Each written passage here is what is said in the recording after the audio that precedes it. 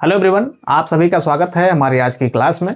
तो इसके पहले हमने छत्रपति शिवाजी, उनका राजनीतिक जीवन और साथ में उनके उत्तराधिकारियों के विषय में 2-3 वीडियो पर उसमें बात कर ली थी।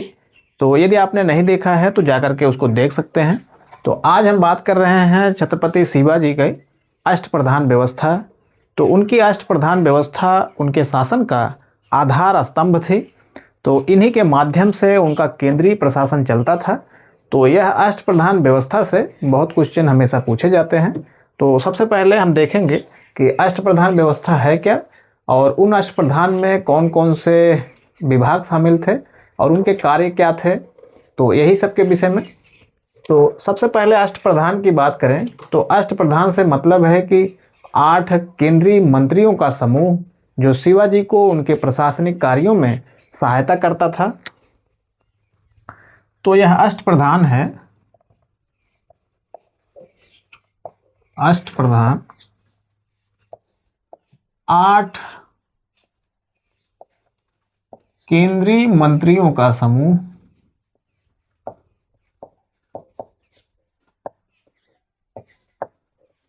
आठ केंद्रीय मंत्रियों का समूह जो उनको शासन में सहायता करता था। और ये अष्टप्रधान जो थे यह वंशानुगत नहीं थे और शिवाजी इनकी राय को मानने के लिए, इनका जो परामर्श है उसको मानने के लिए बाध्य नहीं थे। तो यही है शिवाजी की अष्टप्रधान व्यवस्था, यानी कि 8 मंत्रियों का एक समूह जो उनको प्रशासनिक कार्यों में उनकी सहायता करता था।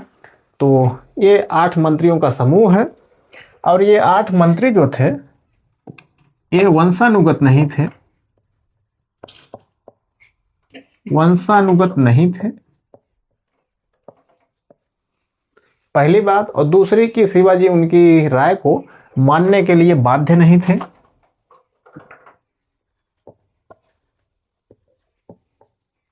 परामर्श के लिए बाध्य नहीं थे। तो ये तो है उनके अष्टप्रधान। अब अष्टप्रधान में कौन कौन शामिल थे और उनका कार्य क्या था, यह बहुत महत्वपूर्ण है। तो अष्टप्रधान में शिवाजी के अष्टप्रधान पर हम आए उससे पहले अष्टप्रधान से मिलता जुलता भारतीय इतिहास में आपको अष्टदिग्गज मिलेंगे और साथ में नवरत्न।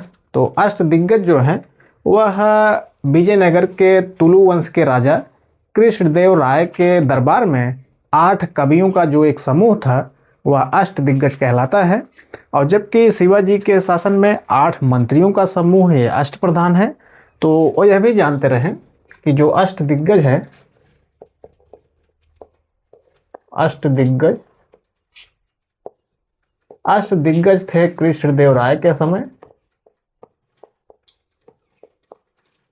कृष्णदेव राय और यह 8 तेलुगु कवियों का समूह था।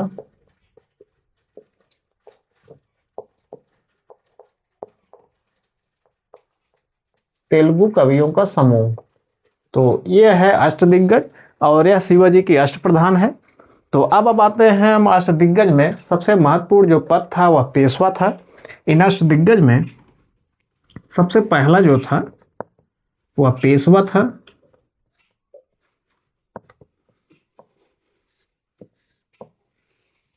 पेशवा यानी कि प्रधानमंत्री। तो पेशवा को आप प्रधानमंत्री से समझ सकते हैं। पेशवा का मतलब था कि शिवाजी का प्रधानमंत्री। और उस समय शिवाजी का पेशवा था मोरोपंत पिंगले। यह भी पूछा जाता है कि उस समय पेशवा कौन था। तो पेशवा उस समय था मोरोपंत पिंगले। मोरोपंत पिंगले उस समय पेशवा था। पेशवा बालाजी विश्वनाथ साहू ने बालाजी विश्वनाथ को 1713 में पहला पेशवा बनाया था। पर वह अलग बात है, उसके बाद बाजीराव प्रथम के बाद पेशवाओं का पद वंशानुगत हो गया और मराठाओं की संपूर्ण शक्ति पेशवाओं के हाथ में आ गई। पर यहाँ पेशवा जो प्रधानमंत्री की हैसियत से कार्य करता था वह शिवाजी के समय से ही चल रहा था। तो मोरोपंत पिंगले जो है वह शिवाजी के समय उनका पेशवा था, यानी कि प्रधानमंत्री। अविनाश दिग्गज में दूसरा है, ये अष्टप्रधान में दूसरा था अमात्य। तो 8 मंत्रियों के इन समूह में पहला पेशवा था, दूसरा अमात्य था। अमात्य का मतलब है वित्त मंत्री। वित्त मंत्री, वित्त मंत्री शिवाजी के समय उनका वित्त मंत्री था रामचंद्र पंत बावड़ेकर। रामचंद्र पंत बावड़ेकर। तो रामचंद्र पंत बावड़ेकर शिवाजी के समय उनका अमात्य था। फिर तीसरा इसमें उनके अष्टप्रधान में एक मंत्रियों का एक समूह था, एक विभाग जो वाकिया नवीस कहलाता था। वाकिया नवीस भी मंत्री होते थे, पर यह सूचनाओं का लेन देन इसका देखना यह कार्य था, तो यह सूचना विभाग से संबंधित रहा होगा। सूचना विभाग मंत्रालय, सूचना विभाग से संबंधित जो एक मंत्री था वह वाकिया नवीस कहलाता था। और उसके बाद चौथा इसमें है, वाकिया नवीस के बाद चौथा इसमें है सुमंत। सुमंत यानी कि विदेश मंत्री।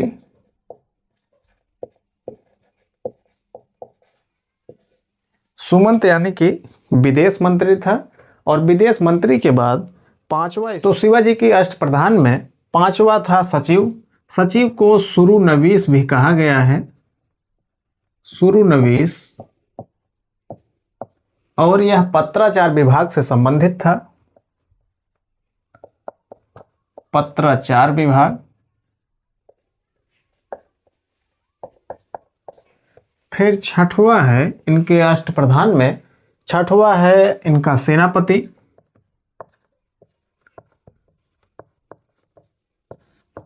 सेनापति का जो पद है यह महत्वपूर्ण है। तो शिवाजी के उनके अष्टप्रधान में जो सेनापति था इसे ही सर नौबत कहा गया है, वही मुख्य सेनापति था। तो सेनापति को सर ए नौबत कहा गया है। सर ए नौबत जो है यह पैदल और घुड़सवार सेना दोनों का प्रधान था। पैदल व घुड़सवार सेना का प्रधान अधिकारी।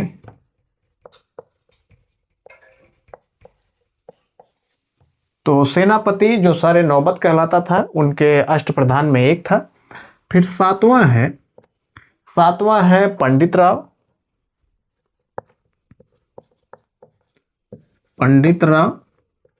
पंडित राव धार्मिक मामलों में शिवाजी को सलाह दिया करता था, यानी एक धर्म अधिकारी था। जैसे दिल्ली सल्तनत में और मुगलों के समय में जो काजी होते थे, काजी उल कुजात, जो धार्मिक मामलों में सुल्तान को परामर्श दिया करते थे कि किसी भी मामले में धर्म की क्या राय है और बादशाह को क्या करना चाहिए। तो ठीक उसी तरह से शिवाजी के अष्टदिग्गजों में पंडित राव का एक पद था जो धार्मिक मामलों में उनको सलाह दिया करता था। तो यह धार्मिक अधिकारी था जो धार्मिक मामलों में शिवाजी को सलाह दिया करता था। उनके अष्टप्रधान में जो सबसे अंतिम है वह न्यायाधीश है। न्यायाधीश, यह न्यायाधीश दीवानी और फौजदारी दोनों मामलों में न्याय का प्रमुख था। फौजदारी एवं दीवानी। तो ये न्यायाधीश फौजदारी एवं दीवानी दोनों मामलों का प्रमुख था। पर न्यायाधीश के बाद न्याय की अंतिम अदालत शिवाजी ही थे और उनके ही हाथ में केंद्रीय प्रशासन का सारी शक्तियों का पहला स्रोत वही थे और उन्हीं के हाथ में सारी शक्तियाँ केंद्रित थी। लेकिन सहायता के लिए उन्होंने ऐसे ही अष्ट जो प्रधान थे उनका एक संरचना बनाई थी जो शासन के कार्यों में उनको सहयोग देते थे। पर जैसा कि हमने पहले बताया कि उनकी सलाह को, किसी की भी सलाह को मानने के लिए शिवाजी बाध्य नहीं थे। तो ये तो हो गए उनके अष्टदिग्गज, उनके अष्टप्रधान सॉरी। तो अब इसमें उनके अष्टप्रधान में दो तीन चीज़ें महत्वपूर्ण हैं जो और ध्यान रखनी चाहिए। पहला ये कि दो इसमें उनके अष्टप्रधान में, एक पंडित राव और दूसरा न्यायाधीश, दोनों अधिकारी या दोनों मंत्री ऐसे थे जो इनको छोड़ करके आवश्यकता पड़ने पर यदि राज्य को, यदि शिवाजी को, मराठों को कोई सैन्य अभियान में कहीं सहायता पड़ती थी, जैसे किसी सेना की यदि आवश्यकता पड़ी है, तो सभी को, जितने इन दोनों को छोड़ करके, पंडित राव और न्यायाधीश को छोड़ करके सभी को सैन्य सहायता देनी पड़ती थी। तो ये दोनों को छोड़ करके बाकी सभी को सैन्य सहायता देनी पड़ती थी। तो पहली बात यह याद रखनी है कि पंडित राव और न्यायाधीश को छोड़ करके आवश्यकता पड़ने पर सभी को, राज्य को सैन्य सहायता, उनको जा करके सेना का नेतृत्व करना पड़ता था। उससे पंडित राव और न्यायाधीश ही बच सकते थे। फिर इससे एक महत्वपूर्ण और है कि सेनापति को छोड़ करके, इसमें जो सेनापति है, जो सारे नौबत होता था, सेनापति को छोड़ करके और बाकी सभी जो उनके अष्टप्रधान में जो भी मंत्री थे वह प्रायः ब्राह्मण होते थे। तो यह भी याद रखने वाली बात है कि सेनापति को छोड़ करके लगभग उनके और सभी जो थे मंत्री वह प्रायः ब्राह्मण होते थे। तो उनके अष्टप्रधान में यही था। अब हम उनकी भू राजस्व व्यवस्था की बात करेंगे।